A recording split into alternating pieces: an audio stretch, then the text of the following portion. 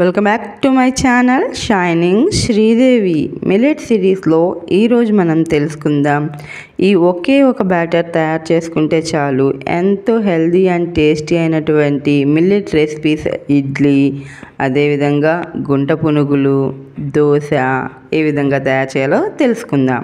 దీనికోసం ముందుగా 2 గ్లాసుల ఫాక్స్టైల్ మిల్లెట్ కొర్ర బియ్యం తీసుకుని నీటితో శుభ్రంగా కడిగి ఈ కడిగినటువంటి నీటిని మనం మొక్కలకు పోయండి.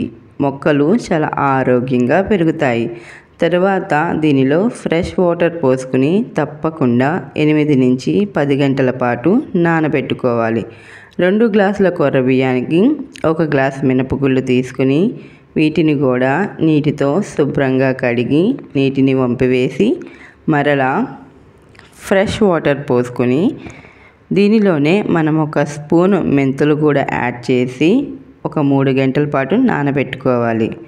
ముందుగా నానినటువంటి మినపగుళ్ళను గ్రైండర్లో వేసి మెత్తగా నలిగిన తర్వాత మనం ముందుగా నానబెట్టుకున్నటువంటి మిల్లెట్స్, ఫాక్స్టైల్ మిల్లెట్స్ కూడా యాడ్ చేసి మెత్తగా గ్రైండ్ చేసుకోవాలి.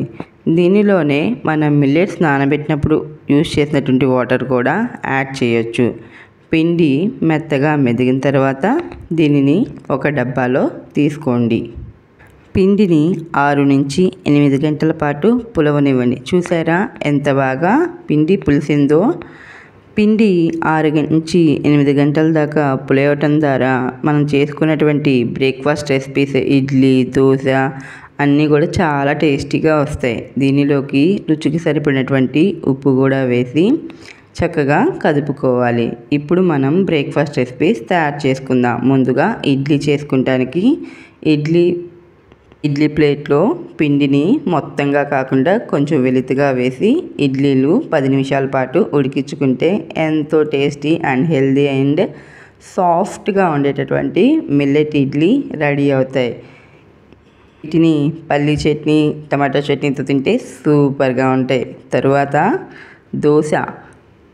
దోశ ఇంకా బాగా క్రిస్పీగా రావాలంటే మీరు ఇక్కడ 2 గ్లాసుల కొర్రలు తీసుకున్నాం కదా, మీరు 3 నుంచి 4 గ్లాసులు తీసుకోండి. ఎంతో క్రిస్పీగా టేస్టీ అయినటువంటి దోశలు కూడా రెడీ.